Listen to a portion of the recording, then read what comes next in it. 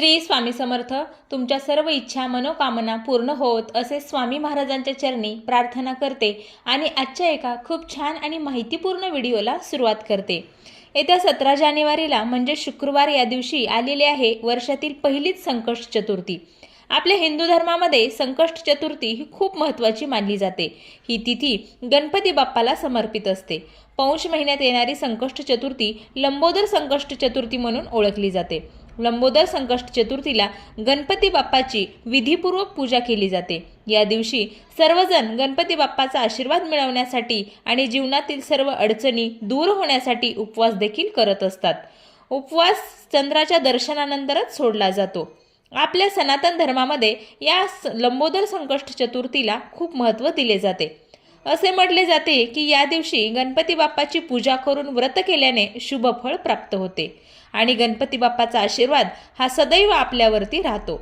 या संकष्ट चतुर्थीचा प्रारंभ 17 जानेवारीला पहाटे 4:06 सुरू होत आहे आणि 18 जानेवारीला पहाटे 5:30 समाप्त होत आहे.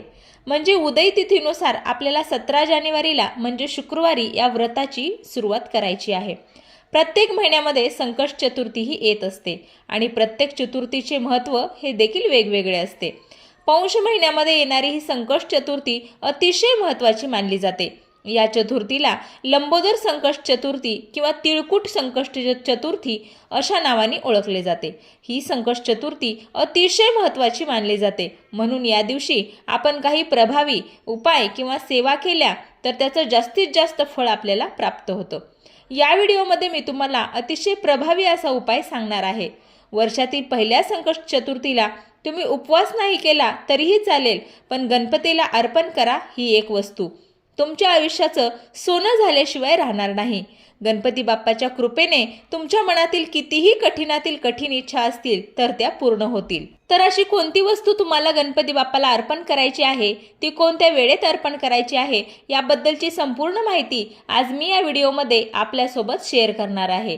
तत्पूर्वी तुम्ही जर माझ्या चॅनलवर नवीन असाल तर चॅनलला सबस्क्राईब करा, व्हिडिओला लाईक करा आणि तुमच्या मित्रपरिवारामध्ये हा माहितीपूर्ण व्हिडिओ जास्तीत जास्त शेअर करा.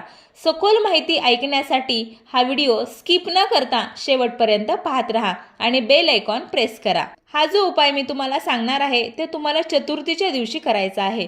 तुम्ही अगदी सकाळपासून ते संध्याकाळपर्यंत जेव्हा केव्हा तुम्हाला वेळ भेटेल तेव्हा तुम्ही हा उपाय करू शकता आणि गणपती बाप्पाला ही एक वस्तू अर्पण करू शकता.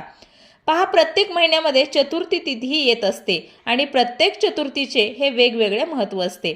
पण पौष महिन्यात येणारी ही संकष्ट चतुर्थी अतिशय महत्त्वाची मानली जाते. या दिवशी जर आपण व्रत करून गणपती बाप्पाची पूजा केली तर सर्व पापांचा नाश होतो, दुःखापासून मुक्ती मिळते. तसंच हे व्रत आपल्या स्वतःसाठी, मुलांच्या प्रगतीसाठी, कुटुंबातील सदस्याच्या दीर्घायुष्यासाठी, सुखी वैवाहिक जीवनासाठी, आयुष्यामध्ये सगळं इच्छा मनोकामना पूर्ण होण्यासाठी खूप महत्त्वाचे व्रत मानले जाते. श्री गणेशाच्या कृपेने जीवनामध्ये सुख, शांती आणि समृद्धी नांदावी म्हणून हे व्रत केले जाते. आपलं मन जे आहे तर ते नेहमी शांत राहतं, कारण गणपती बाप्पांना संकटनाशक, विघ्नहर्ता, इच्छापूर्ती देवता मानले जाते आणि म्हणून धार्मिक दृष्ट्या हा दिवस अतिशय महत्त्वाचा मानला जातो. जर भरपूर दिवसापासून तुमच्या मनामध्ये एखादी इच्छा असेल, पहा, प्रत्येकाच्या मनामध्ये कोणती ना कोणती इच्छा असते. अगदी माझ्यापासून ते तुमच्यापर्यंत प्रत्येकाच्या मनामध्ये छोट्या मोठ्या इच्छा असतात. आपण खूप प्रयत्न करतो पण तरीही त्या इच्छा किंवा मनोकामना आपल्या पूर्ण होत नाहीत. आपल्याला कोणत्याही कामामध्ये यश मिळत नाही, आपल्या कोणत्याही इच्छा मनासारख्या घडत नाहीत. घरामध्ये सतत आर्थिक अडचणी, आपल्या कोणत्या ना कोणत्या कामामध्ये यश मिळत नाही, कोणत्याही गोष्टी आपल्या मनासारख्या घडत नाहीत. घरामध्ये सतत आर्थिक अडचणी असतात, पैसा टिकत नाही, सतत दुःख, संकट, अडचणी मागे लागत असतात. आणि म्हणून जर तुम्ही या चतुर्थीला फक्त ही एक वस्तू गणपती बाप्पाला जर अर्पण केली तर तुमच्या आयुष्याचं सोनं झाल्याशिवाय राहणार नाही आणि तुमच्या मनातील अतिशय कठीणातील कठीण इच्छा ही 100% पूर्ण होईल.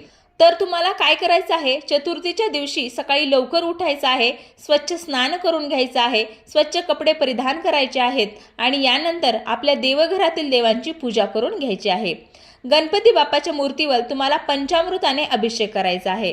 प्रथम दुधाने अभिषेक करायचा आहे व दुधानंतर तुम्हाला पंचामृताने अभिषेक करायचा आहे.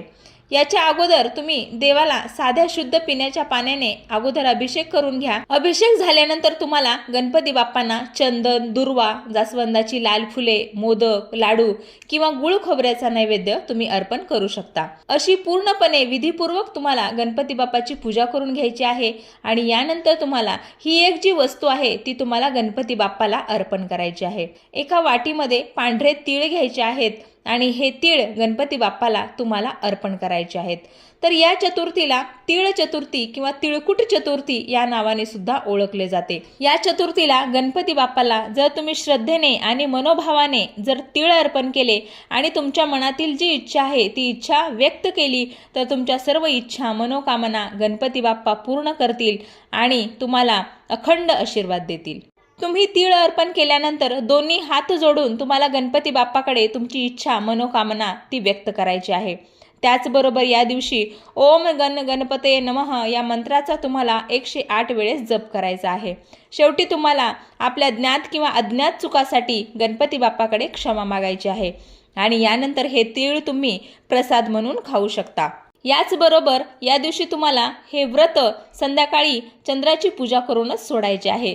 जेव्हा तुम्ही चंद्राची पूजा करता तेव्हा चंद्रदेवाला अर्घ्य द्यायला अजिबात विसरू नका आणि त्या पाण्यामध्ये तुम्ही पांढरे तीळ टाकायला अजिबात विसरू नका। त्याचबरोबर ही चतुर्थी मुलांसाठी त्यांच्या प्रगतीसाठी मुलांच्या इच्छा मनोकामना पूर्ण होण्यासाठी तितकीच महत्त्वाची आहे। त्यांच्या जीवनातील अडथळे दूर होण्यासाठी सुद्धा तितकी महत्त्वाची मानली जाते।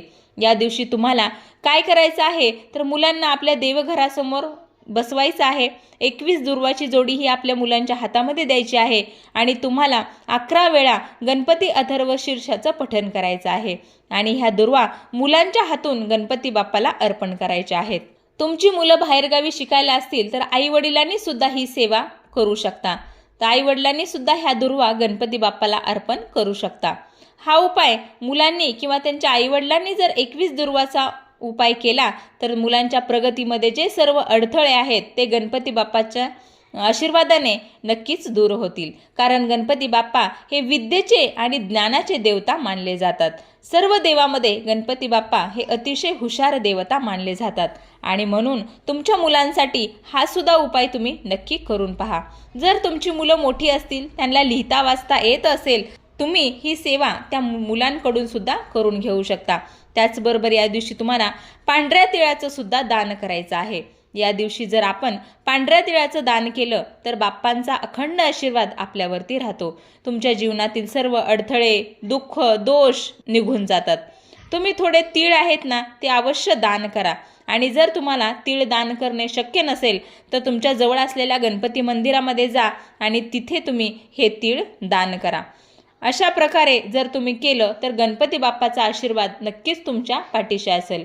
अशा प्रकारच्या नवनवीन माहितीसाठी हा व्हिडिओ लाईक करा, शेअर करा आणि सबस्क्राईब करा। श्री स्वामी समर्थ।